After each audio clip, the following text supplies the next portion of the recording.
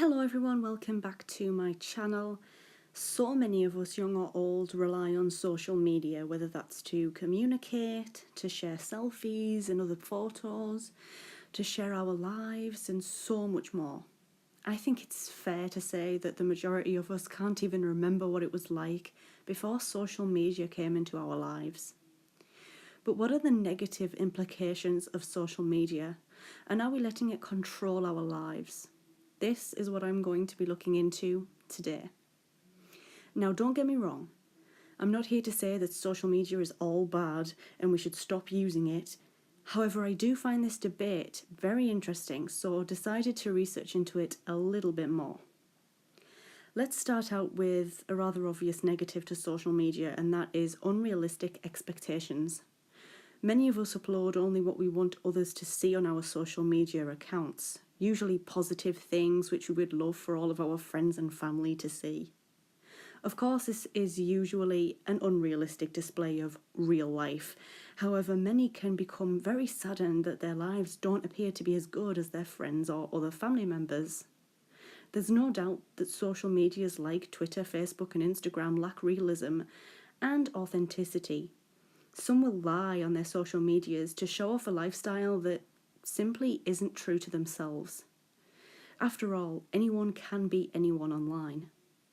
This point also links in with body image and how we can negatively perceive ourselves when looking at other people on social media accounts who seem to have a better, more perfect body and an all-round better lifestyle.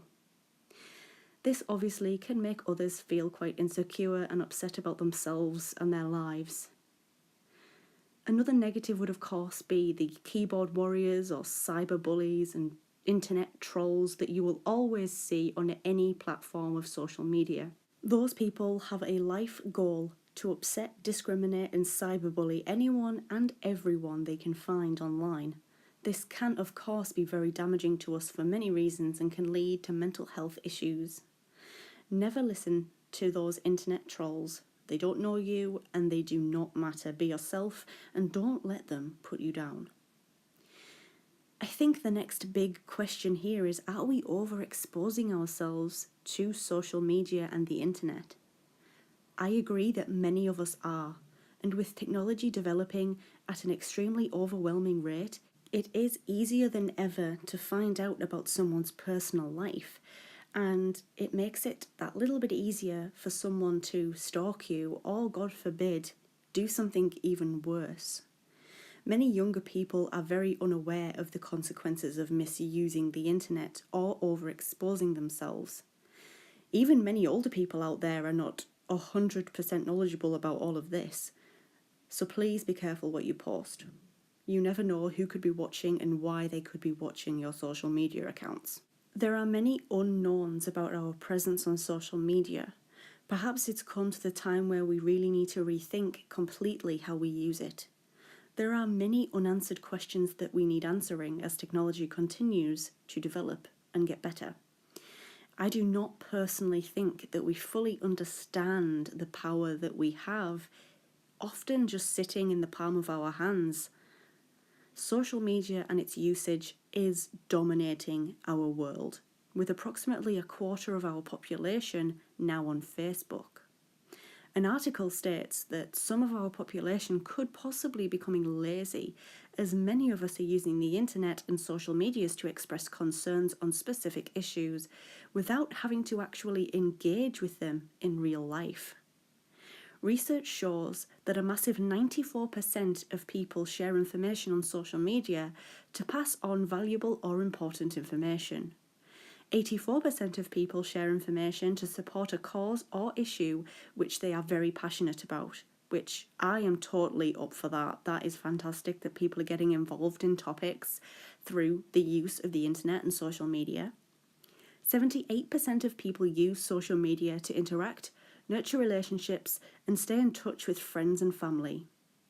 69% participate and will be more interested and involved with what's happening in our world through the use of social media. And finally, 68% use social media to build information and showcase who they are and what they stand for. In terms of what we use to access social media, mobile and other handheld devices completely dominate total minutes spent online. Here in the UK, 61% of us use mobile phones for access to the internet and our social media accounts. In Indonesia, this percentage rose dramatically to a massive 91%. In the USA, the percentage currently stands at around 71%. The way that we are accessing news stories, sharing information, and showing what we are passionate about has changed through the use and development of technology. Is this a good thing, or is this a bad thing? We should ask ourselves. Back to some other negatives of social media though. This one is quite a serious one. Many of us spread untrue information across the internet, which of course can lead to many misunderstandings and many unfair judgments being made on the topic of interest. Fake news itself can have a massive impact on brands, people, companies, and their livelihoods, and all of this includes fake news and fake reviews of stores and other businesses, which can of course be very damaging. Social medias have been known to affect time management and our sleep patterns, and we can quite easily become addicted to checking our social media accounts more than we should.